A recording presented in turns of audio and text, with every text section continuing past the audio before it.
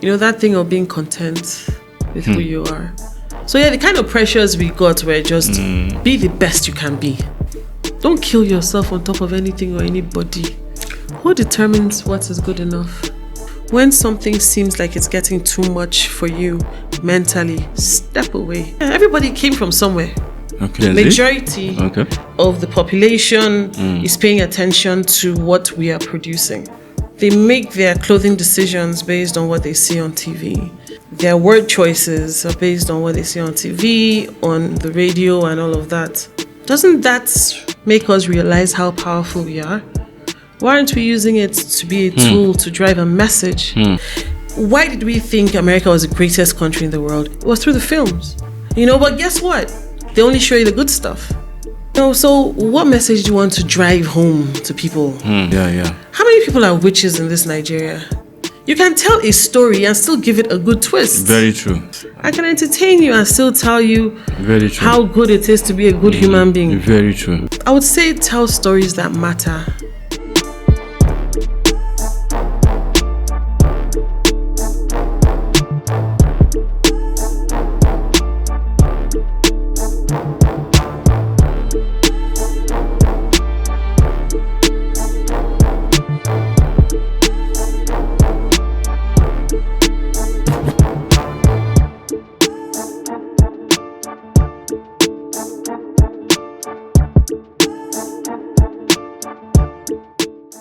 Gentlemen and ladies, glad to have you join us on yet another edition of your favorite podcast, Inside Life with the Magnificent. Today, as always, we have a special guest in the house. Keke Bongos-Ikwue, a talented filmmaker and proud daughter of a renowned Nigerian music legend, Bongos-Ikwue. Following in her father's footsteps, Keke has carved out her own niche in the entertainment industry as a skilled producer. Her most notable work to date is the critically acclaimed epic film Inale, which earned her the prestigious Africa Movie Academy Award, AMA. This achievement not only solidifies Keke's position as a rising star in Nollywood, but also demonstrated her ability to excel in the competitive world of filmmaking. Thank you very much for coming to our studio, Keke. Thank you. Hi. How are you doing? I'm well, thank you. Yeah, I can see it. It's written all over you. You're doing good. Okay. Today we are here to get to know you more closely than we ever did. We've seen you on different platforms. We've seen your work.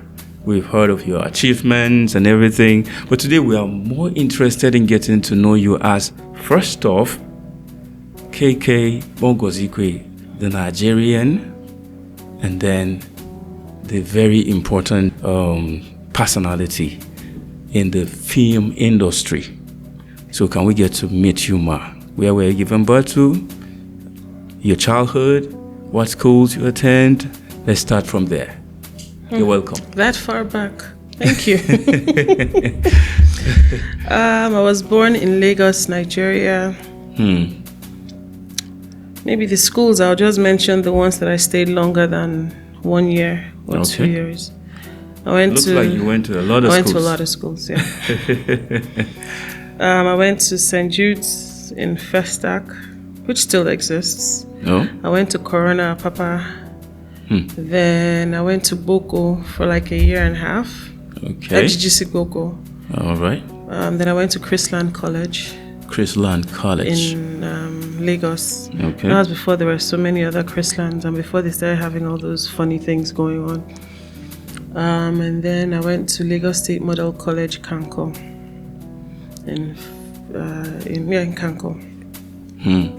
After that, I did a stint in a college in Festac, but let's leave that one. And then I went on to my college education, university education was in the US. Oh. I went to University of Maryland, College Park. I have my first degrees in elementary education. Second degree, I have an MBA. And then I'm a Montessori trained teacher, actually. All in the US.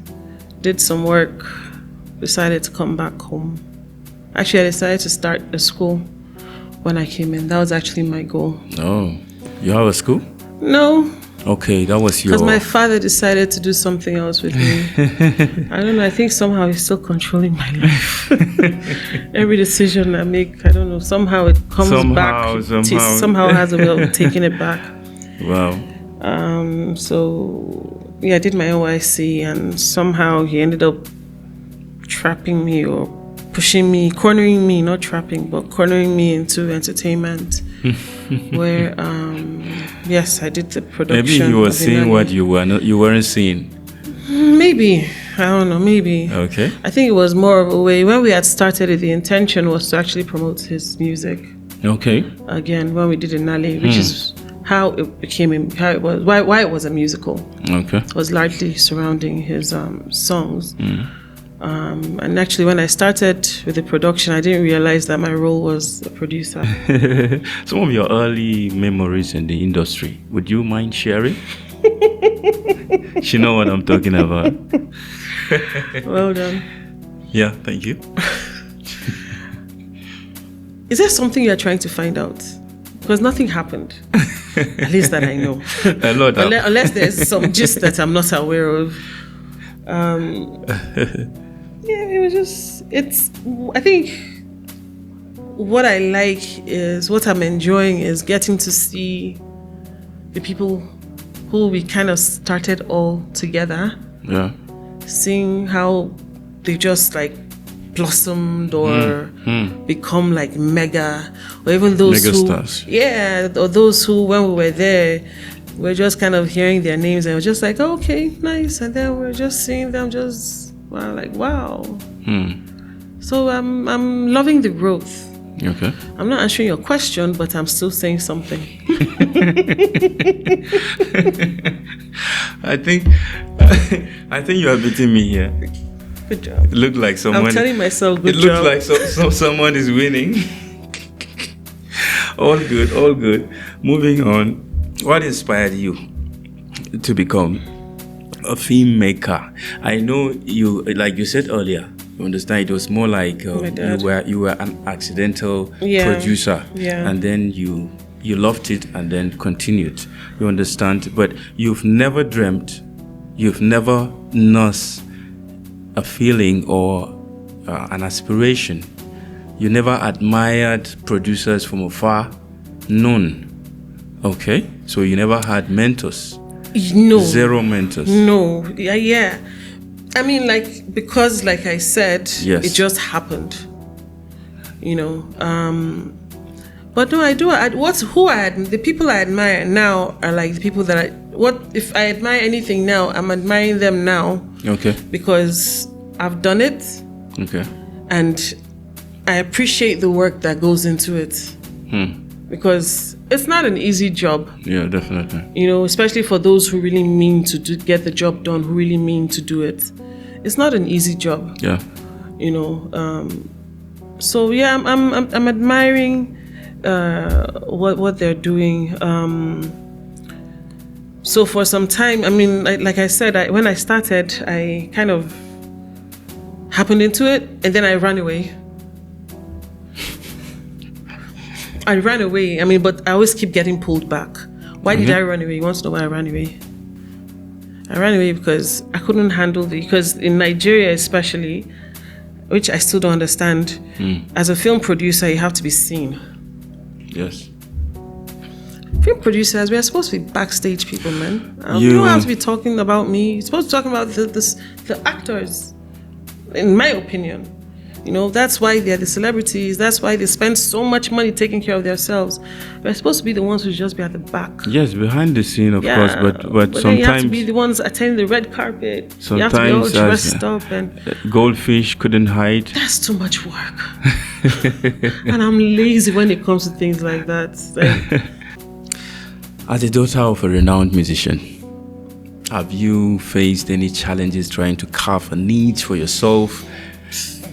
Was there any pressure? You felt pressure to live up to expectation and stuff? Did you go through such?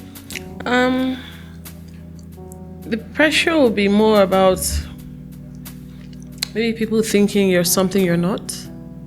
People hear the name and they think, oh, you're a baller, you know. So they expect that you should be sneezing, and when you sneeze, there's money that comes out. No. We're comfortable, but no. Or they expect, or there's that. I've never felt the pressure to be like him. He's never even made us feel like I said, as we're being raised to be individuals. You know, express your own creativity. So be the best person you can be. You know, So even the pressure was there, it came from outside. It'll be from outside, and man, it's hard for somebody else to put pressure on me. You're tough yourself. Well, I don't know if it's tough. I'll say I'm stubborn. It has been tough. Okay.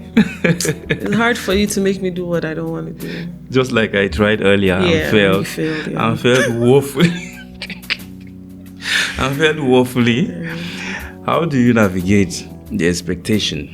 You are an award-winning filmmaker. You understand that comes with a lot of pressure. You are expected your recent is about 15 to beat years your ago. records. About 15 years ago. But what it did was, after you've done this as your first project, man, the next project you have to do has to top it. So I respected myself. Like I said, I just maybe help people here and there. Because I'm like, man, I know the story that I think I want to tell. I think the story, but then so many people have done it. So I'm not going to say it, but so I'll still find somebody else I want to tell a story about. Like, the next film I would most likely do has to be another epic that is telling a fundamental story about who we are as a people. You know, maybe that side also comes from my dad. Is like, it has to be something that's driving a message. And then one of the issues I had with productions and films, I had conversations back then with people saying, look, people basically, especially the majority of the population is paying attention to what we are producing. They make their clothing decisions based on what they see on TV. Their word choices are based on what they see on TV, on the radio, and all of that. Doesn't that make us realize how powerful we are? Why aren't we using it to be a tool to drive a message? They say, well, we're saying then that it was the marketers, that is what people pay to see. I'm like, but is the marketers really that tell people what to buy? So if you really care enough about the human beings around you, but then when I kept talking, it was like I was hitting a wall. I was like, why am I doing this? Yeah, entertainment is great, but why can't you entertain and drive home the message? I mean, everybody thinks America is the greatest country in the world. I mean, except now what's happening, everybody's eyes are starting to open. But why did we think America was the greatest country in the world? It was through the films. Yes, films. I mean, you didn't hear anybody making America look so bad. I thought America was, during like Hurricane Katrina, when they showed the place, and I was like, oh my gosh, which part of Africa are they talking about again? And then I look, and it's America. I'm like, oh my gosh, they have this. And I actually was living there then, and I was like, people need to see this. People need to know that right where there's this whole just the whole elites in one particular area, right next door, it's trash. But guess what? They only show you the good stuff. But we are happy to expose all the negativity and all the... Yeah. How many people are witches in this Nigeria? Honestly. Not many people are flying. Not many people are in the village. Not many people are trying to kill or steal their brother's properties. And guess what? Because there are so many movies about people trying to steal their brother's properties, guess what? They're trying to do it too. Because they've seen it happen, whether it's legal or not. And then they're not teaching people that you as a person, you have a right. So it's like it's all about the drama and all the negativity and somebody crying and screaming. Yo. But do we really have people flying in Africa? I don't know for them. I don't know. But it's what they're trying to say. And then those things, because so many people consume it, they can even use it as a fear tactic. To scare people and say, see that person with the fly lies, me too, that kind of thing. Exactly. And, so what message do you want to drive home to people? Man, we are not yet understanding how much power we have. Yes. I can entertain you and still tell you Very true. how good it is to be a good human being. Very true. Very true. No, we still have to find a way to be exposing ourselves and be doing some nonsense. Man, thank please God don't get me into thank it. God we have the likes of you to change the I'm narrative. not inside the game. I'm just watching on the sideline because it's when you're that lone voice, it's hard. Because like I said, I was talking to so many people and it was like I was just hitting the wall. After a while, even your gold starts to chip. Even the diamond starts to chip if you hit it too hard after some time. Unfortunately. So I still want my diamond to remain. So. The knowledge story. What really inspired? What was it really about? It's a folktale. It's an Idoma folktale. And it was a song that my dad did. It is a song that my dad had sang. So basically, we picked that story. Okay. Because we picked the song because it was a story. And it was a story that could be told, and it was nice to get to see a Nigerian folktale. Really, really, really what I'd wanted to do. I think I started getting the right attention, but whatever happened and it stopped. I really wanted to take that story all the way to Disney, but it didn't quite work out. Because, it could have become like another Little Mermaid, That's what I had in mind, but I think I just didn't know how. And so I just kind of stopped. But we have to also remember, Inali was 15 years ago. There's so much going on. So what are we expecting? I was told that once a producer, always a producer. Okay. So like now when I say I'm not a producer, people like you come and try to interrupt my... Not when you have given us what you've given and then you want to leave us like that. No, we're expecting... I'm not trying to pressure you, though. You are trying to pressure me. Sorry, that's not my intention. I just believe you still have a lot to dish out. Like the wrong narrative that you have just mentioned that needs to be changed. Yeah. Yes, I think you should be pushing out something different from that so as to change the narrative. There's nothing wrong in telling the stories of things that are happening. Yes. But it's also good because sometimes they'll say, we're telling our stories. Yeah, we can tell our stories, but we can also give it a good twist. Yes. Like the Disney films, for instance, if you read the real stories, the whole Little Mermaid and all of that, I'm sure everybody knows now that, man, those stories were grim. But written, a few of them, they say, The Brothers Grimm by Christian Andersen and all of that. I think it's Henderson. They were really, really terrible stories where, like Inale, for instance, so that's why I did Inale the way I did, because the real Inale story, what's it called? The slave girl was actually a slave girl, and finally she was pushed into the pot. And then when she came out of the pot, she became mushrooms. And they claim that that's why a particular breed of mushrooms are poisonous. But I wanted it to be something for kids. Yeah. So I wasn't going to do that. I had to find another way to tell the story. She ran away and she was never seen again, So you can tell a story and still give it a good twist. Very true. Very true. Very true. That's my opinion, but who am I?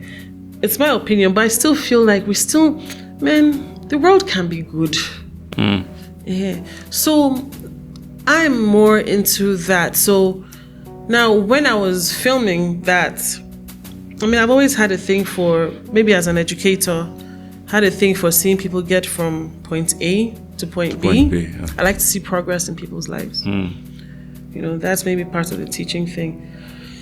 So while I was in the US, I started up an NGO with a few of my friends called Celebrating African Motherhood, where we raised funds. We selected some NGOs around Africa and would raise funds annually for them and send out to when we identify like a particular cause we wanted to support. So somehow of course, that something like that will never leave you. So when I found myself doing the film, and I did the film in a village in Otobi, Upper Otobi, not too far from Otubo, still in the same local government, I got to see how other people were still living. You know, it still increased my heart for the rural people. So even after I did production, I found myself in a space again where there was somebody who was working with NGOs. As she herself was set up an NGO, and she was working with women and youth, and that just took my heart. And I did a lot of volunteer work. I think even while I was still doing my movement in production, so I did a lot of volunteering there, and then that also kind of took me into agriculture. Okay, you farmer? Yeah. Well, now no, I don't think. No, I'm not farming anything now, but I delved into farming, into agriculture. Okay. But I still have a thing for agriculture because man, your ground is money, your ground is food. You know. So from there, I ended up inside the Ministry of Agriculture, setting up a program there with when I was when Chief Audogbe was minister. I worked with him directly. So I still kind of find myself interested in rural work and consulting, and so people can say, oh, how'd you get into film? How were you in film and then you're in agriculture? I think for me, yes, agriculture, but I'm more interested in like rural development. Maybe that's why somehow I find myself doing epic stories, and that's what I'm interested in for like maybe the next story that I want to do. But I find myself very happy working with rural people. Okay. So like now, no matter what, I still find myself, like I said, somehow everything goes back to my dad. I'm his first girl, so maybe that's what it is. That whole dad thing. Apparently, they tell me I take that seriously. So, you should. It's but it's too much. It's a good role. It's a good role. It's a good role, but it runs my daggone life. Being a producer, I would like to ask this question. Why aren't we seeing much of collaboration between the movie industry and the music industry? Like in the US, you could see the likes of Tupac in films. You could see. But you're seeing them now, aren't you? No. Waje is acting. Who? Waje. Why can't we see the likes of Burna Boy in a movie? You don't know. Maybe he's working on something that you don't know about. You are a producer. Why wouldn't you want to have people like that? I cannot afford them. I would love to sit with. I think the next level for the Nigerian music industry. The Nigerian music industry has taken over the world. Yes, I agree. This is very clear. The next step, the next level for the movie industry, I think, is to collaborate more with the music. Is that what you're calling collaboration? I'm not sure I would even call it, because maybe I'm using the wrong word though. Yeah, because people also say let the musicians be musicians and let the actors be actors. No. Why? I think it will give the Nigerian movie industry a lift. That's what I think. Okay, so you feel because of the music? Yes. Musical aspect? Yes. Why can't we try to make our films so great that they also want our films? Why does it have to be because of the musicians? This is also a way of making it great. The film. Don't you think so? No. As a producer, you said no. So who am I to say yes? Because we should be able How to much continue do I know about film? We should continue to look for perfection. I watch a film and somebody's lipstick that's not meant to be this side is this side. Someone's bra is hanging and nobody can say cut. put her bra in, or her makeup, her face is white and the chest is black. Seriously, let's get it right. No, but seriously. Okay. What makes our stories are actually better than the Hollywood stories? It's production value. Okay.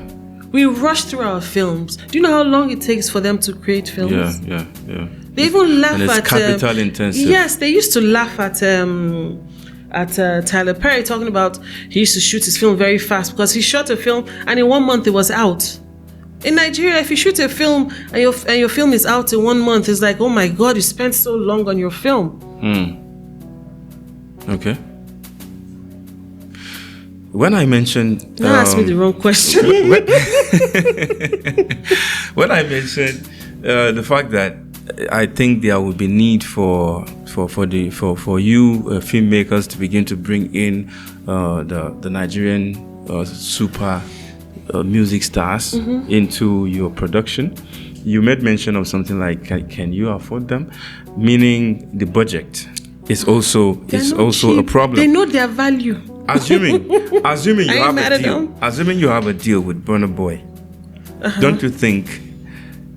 If he wants to work with me, I'll happily open up and work with him. That deal you have with Burna Boy, don't you think it will open doors for big companies, international big companies, to want to come in to make it happen? Yes. So what is now the objective? Is the objective because you want to go into the larger market, or is it because okay, yeah, you can, but then does he want to be an actor? Have you tried? No, because I'm not trying to produce a film that needs him. A lot of this musicians that you see in foreign films, they train them to play roles. It's not like they are originally actors. Yes, they train them just said something very good. To play roles. How many of our actors are we really training? The people that say they're actors. Maybe you should tell me. You're the one setting yourself up with these questions. What's going on?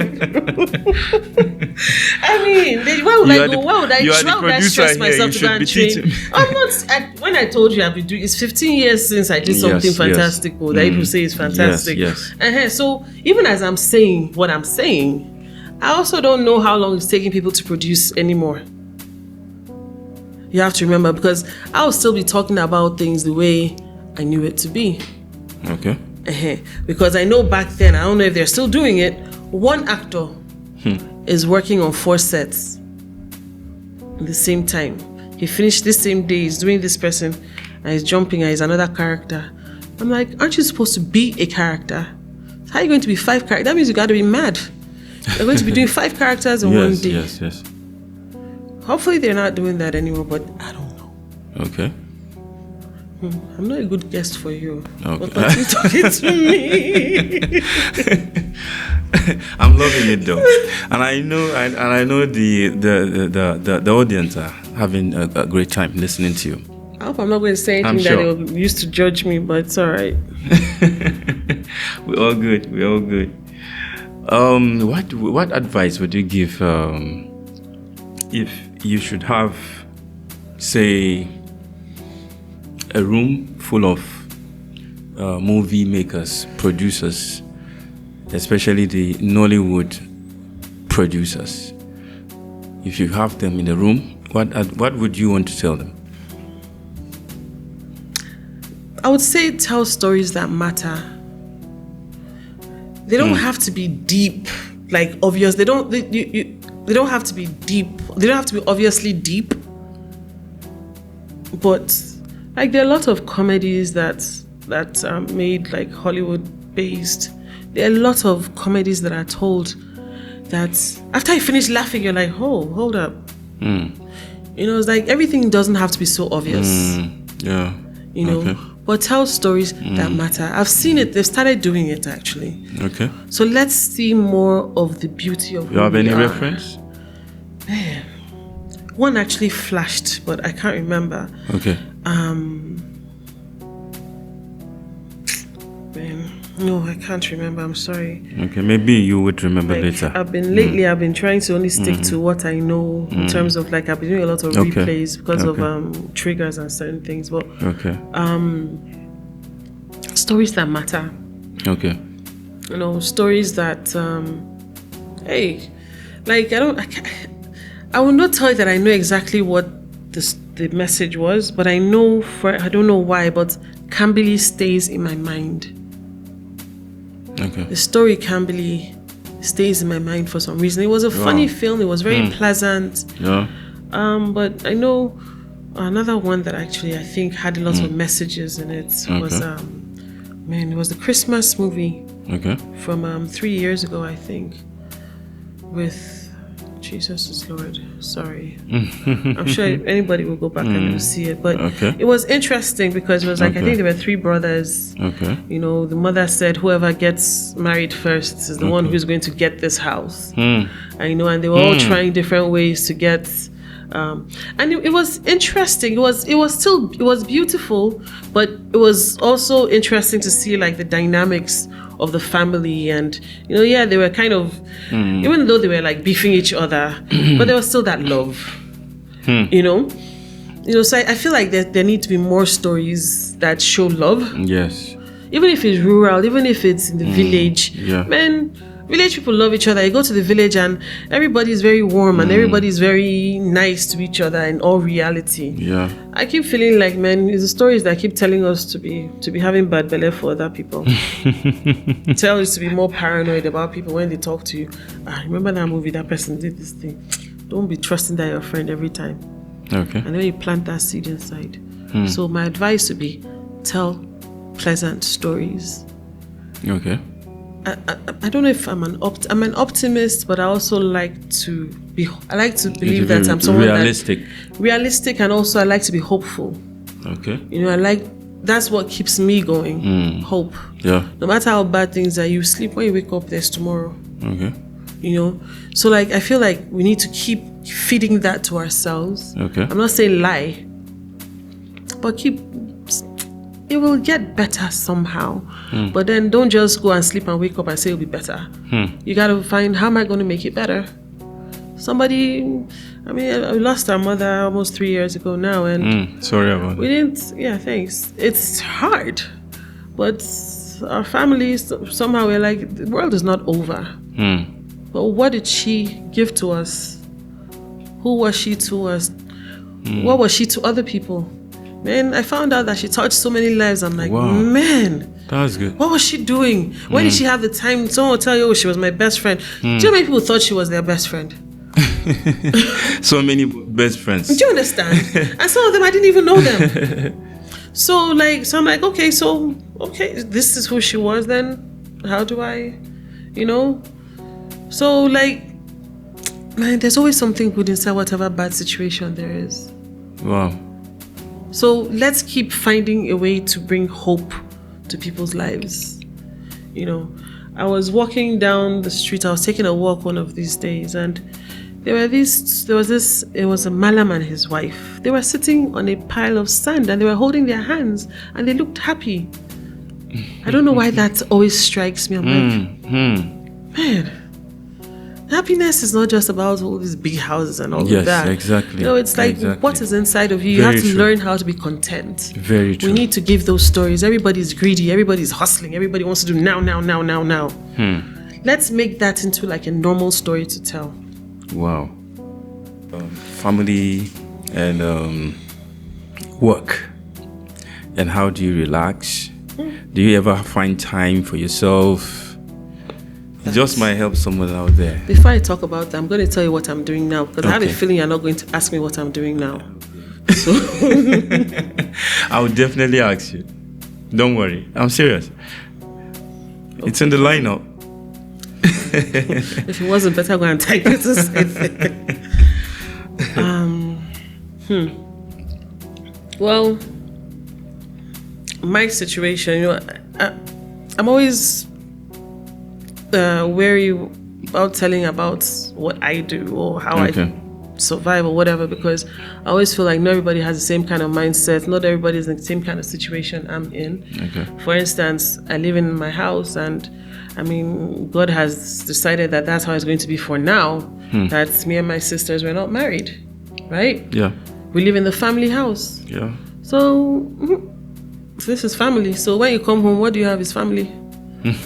So that's family time. If somebody misses somebody, if I'm not in town, they call. We have a WhatsApp group, a family WhatsApp group. Good. Well, we have a girls WhatsApp group for just we and the sisters.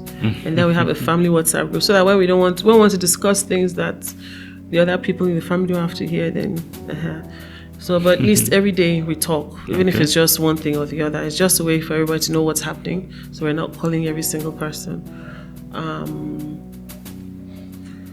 What do I like to do for fun? Yeah. I'm very weird. I'm not. She says she's very weird. I am, yeah. As I am like this, I don't go out. I go out, but then I don't go out. So once in a while, I'll find myself maybe being out with a group of people or in somebody's house, or I like to host. I prefer to have people over. But nowadays, I think grief is very interesting. Since I lost my mom, I haven't really cared much for that. But I still would go out. I have to become intentional. I say, okay, you know what? Go out, talk to other people. Otherwise, I'm happy watching Looks TV. like you had a very close relationship with your mother. Oh, yes, very close. She was all of our best friends too in the house. Everybody. I thought I was closest to my mom. You were one of the best friends. Yes. My other sisters would tell you, she told me things she didn't tell anybody. I'm like, okay, I'll keep quiet. I thought it was me, but no problem. So we're all very close to her. Like, even when I think, you know what, I need to change my wardrobe. And the first thought I had, that was last week. I was like, oh yeah, she called mom. I'm like, oh, okay. Oh my God. Yeah. Sorry about it. So it is what it is. That kind of, I think I'm still trying to adjust to it. Yeah. I find myself, I've become very introverted. So like, I've always enjoyed watching films, but then I found that I prefer to watch things that I've watched before, because there'll be sudden surprises that could be triggers in something new. But gradually you get over it, which I am getting over it. Yeah. But it's still, I'm just now comfortable watching something I've watched. There's some things I've watched like 10, 20 times. And I'm not ashamed of it. Because you know what? I know what's going to happen next. Yeah. And I'm going to laugh over it because I know what's going to happen after. Yeah. So, Dad was one of the best friends for sure.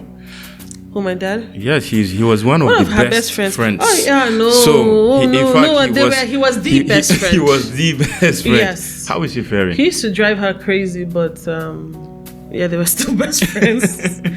That's no more. He is coping. Oh. He's struggling, but he's coping. Oh my God. He's doing his best. So I think that's how my own job kind of intensified in the family. Okay. He's doing the best he knows how to. But he's turning 83 this year. Okay. So you can imagine 83. The age. Wow. Yeah. And he would tell you, say, I've known her. I knew her for most of my life. They met in their 20s. So what, over how many years? Let's gossip about him a bit. No. Is he producing any music again? Ask him that question. He will tell you yes, that he's working on an album. Are you serious? That's good. That would be great. That would be great. Please, we should not stress my father out. We still need songs hey from God, him. I'll allow him. He should not hear me say this, but I'll allow him to command performances. He can play around. Okay. We have a studio in Makurdi. Okay. When you ask me what I'm doing, I'll tell you all of that. Oh. So we'll get there. We'll cross the bridge when we get there. So he still plays around. He even he made them do a music video for him, like, was it 3 weeks ago? Yeah. He's busy. He tries to keep himself busy. But what I try to have him do is he needs to start reconnecting with all his friends. That's the beauty of when you have been blessed to be old. I know you say, what am I going to be doing with all of them? What are we discussing? I need to be busy. I need to be doing something. Like, yeah, call somebody. They'll be happy that you even remember to call them. She just wants to be preaching to me. Every time you're just preaching to me. We fight a lot. But I do it also so that he can still feel his wife. He's your best friend too. I don't know. A home full of best friends. Yeah. So we're a tight-knit family. I think that's what family should be. Yeah. Everybody's best friend. But we're very much individuals. Yes. Everybody's unique. Everyone is unique in their own way. We actually. How many siblings? Can just say hi. How many siblings do you have? My parents together had 5. 5, okay. So we were 4 girls and 1 boy. Okay. Yeah, we are. Wow. That's good. Yeah. That's good. My parents. One is in Japan. The rest of us are here. Okay. So we all live together. We don't fight. We're okay. That's good. That's and good. He's here. That's good. But he's not happy that he's here. He feels like we have trapped him in prison. But we're trying to keep him busy. He had a performance in December in Uyo. Yes, I think I saw that. I saw it. Yeah, so I saw he's it. Performing. Yes, I saw performing. It. So what do was people quite want good. again? Good. Yeah. Can we now talk about the big project? The big project. I made it sound like I'm doing something big and fantastic, Abby. In the pipelines.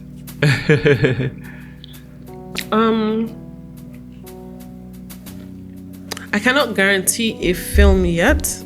Okay.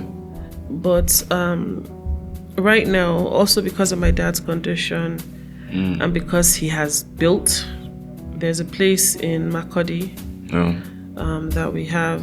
It's we've called it BIK Entertainment Hub. Okay. Bongos-Ikwue Center for Youth Development and Entertainment. Wow. Sounds great. Yeah, so that means our focus is young people. And yes, entertainment. But now, even with the young people, I don't want it to just be about entertainment. Okay. But what do you want to do in your life? Let's help you get there. Mentorship, incubations, trainings. You know, I've been spending a lot of time in Makurdi now, and I found out that a lot of people don't know how to use their phones. All they know how to do is Facebook and Instagram. They don't know that they can. They could do a lot. Microsoft on their phone. They don't even know how to use Microsoft. I say, do me a document, and they're pasting the whole document in WhatsApp. I'm like, no, I'm not going to read this. Do you have this? No, ma. Do you have this? No, ma. I'm like, oh my gosh, I need to do a training for young people to know how. And you have people that are doing businesses, even in Abuja. You know, I thought she was a happening girl. You know, do this for me. She said, okay, when I get to my laptop. Yeah, she had 2 iPhones. Wow. Yeah, okay, when I get to my laptop, I'll do it. 2 iPhones. I said, what? Your laptop. She said, I'll do it on my laptop. I said, give me your phone. Then I started showing. Oh, seriously? That's. Yeah, so we can't keep ignoring it because they are the ones who are going to become the adults. And I'm sorry to say that we will now start saying they are stupid. They are not stupid. They're not exposed to these things. So, yeah, film is fantastic, but man, I'm sorry, I don't want them to be stupid. I need them to be, So, yeah, but while we're doing that, we're also going to be, we're looking to partner with people who would also be doing trainings in script writing, intellectual property, because, if you think about it, like most of the top stars we had or we have, they all come from like the North Central. Yes. Or they grew up in the North Central, even if they're Igbos or whatever. Yeah. They have a touch. So there's of a the North lot Central. of talent there. Jos. Yes. So let us we have a facility now that will be able to attract them. We have a fully equipped music studio, that my dad set up. Fully equipped music studio. In Benue State? Yes, in Makurdi, right on the road right there. Okay. And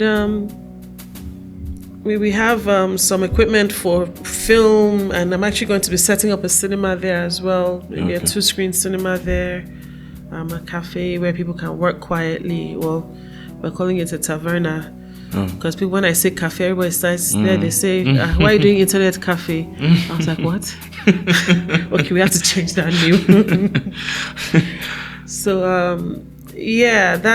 and it has event centers there as well. So, I want to use that to do trainings. I want to get to use that. Yes, people can have their events there, but my mind is more in tune with the training of the young people to become better versions of themselves, because there's an issue of cultism in that area. Why, if there's cultism, why is there cultism? Most of the time because they don't know what's going to happen to their lives later. Many of them, and you find out to secure themselves, right, and a lot of them, you find out that they're very creative. You talk to one of them, "Oh, I'm a dancer," and the guy will do one flip for you, like, you're like, "What?" How can we engage them? How can we make them, man, this thing you're doing, you're wasting your time. If you don't know now, if you continue like this, you step out of your house, someone will shoot you. How is that fun? Okay, so how about we find how to get them to be engaged, where because they are such fantastic dancers, somebody might catch them and decide, you know what, I'm flying you to whether not Israel or Hollywood or wherever. Or Lagos, come do a video for me. Davido wants you, Burna Boy, somebody wants you, and people can come out from there, everybody came from somewhere. Okay. They didn't have to come from a home. Bongos-Ikwue was not, he came from somewhere. Exactly. He worked his butt off, but there are some people who were also discovered. Let's help them be discovered. Wow. So that's my big project. If Beautiful. a film comes out of it, fantastic. If along the line, I'm not closing my mind. But for now, that's your focus. That's where my heart is. What would you say to a Gen Z that is watching right now, that is probably not in Benue State, and he hoped to benefit from this? How would one who is not in Benue State benefit from this?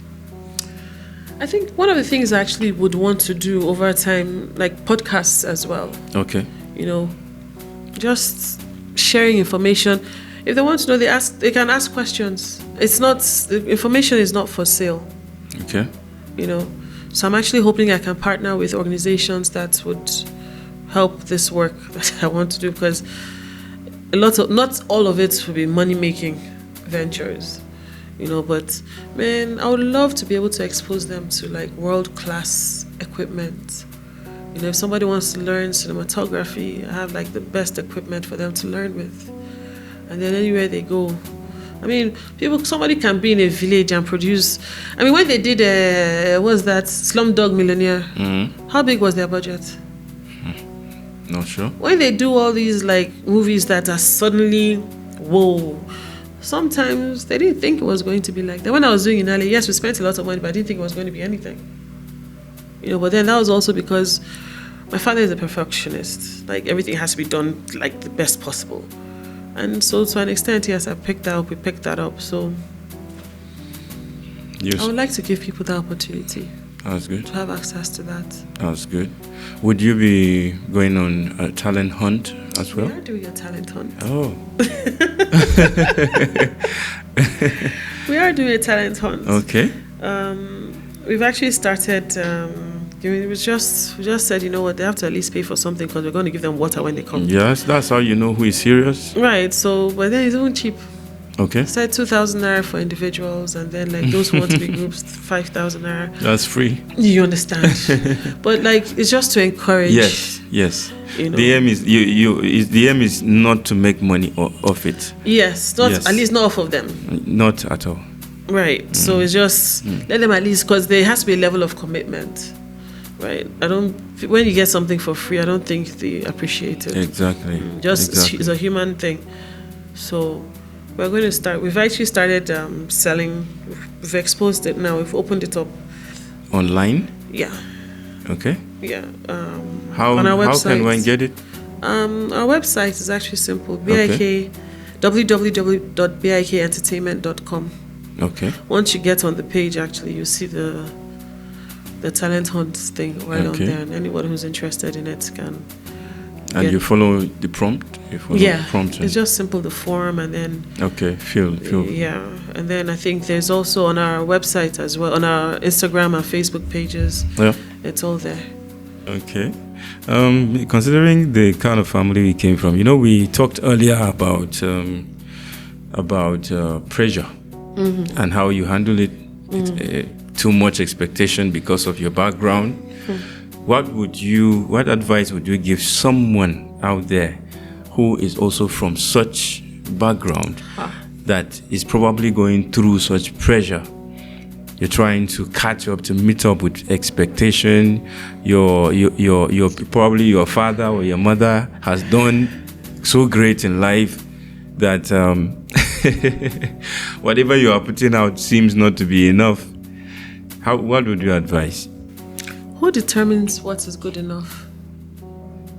And I'll say once again, I think my mom did a good job with us. That thing of being content with who you are. I don't think...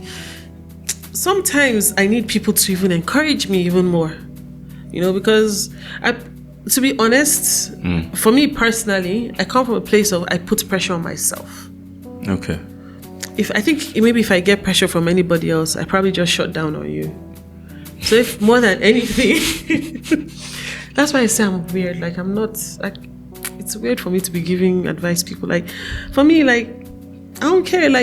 What are you going to do at the end of the day? You're not affecting my pocket. Exactly. You're not. I know I'm not doing anything against God. Sometimes it's done in such a way that you feel like you let them down. Why? You understand? As though they expect. No. Because of the blood that runs through you, it has to. No.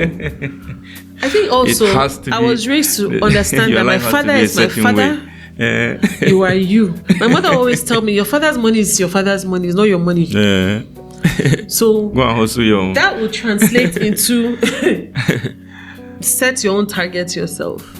So the kind of pressures we got were just be the best you can be, the best of you. People see that I am supposed to be this, I'm doing this, I'm supposed to be doing this. That's a different kind of pressure than because of who your father is. Man, my father is my father.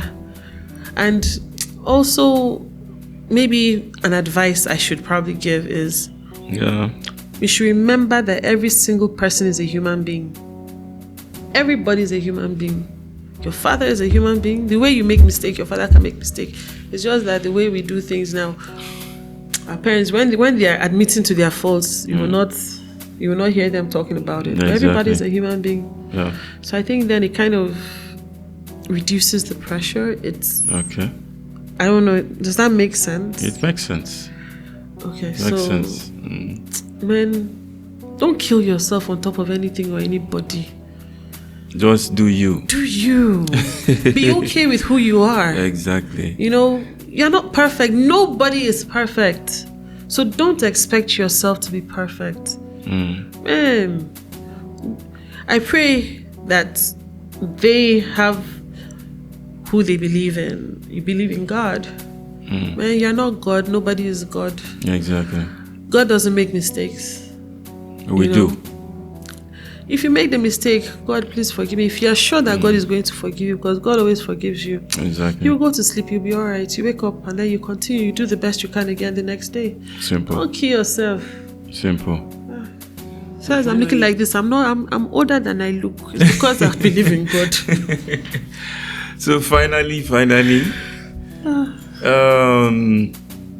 looking back, your journey from the starting till now, as an award-winning producer that you are, I know there has been ups, downs, and everything, ups and downs. What lessons have you learned because I know this would help someone out there. Yeah. Someone who is probably thinking of towing same path. I've suffered. I don't know if you can tow my path. As I'm like, I've suffered. Okay. What's everything?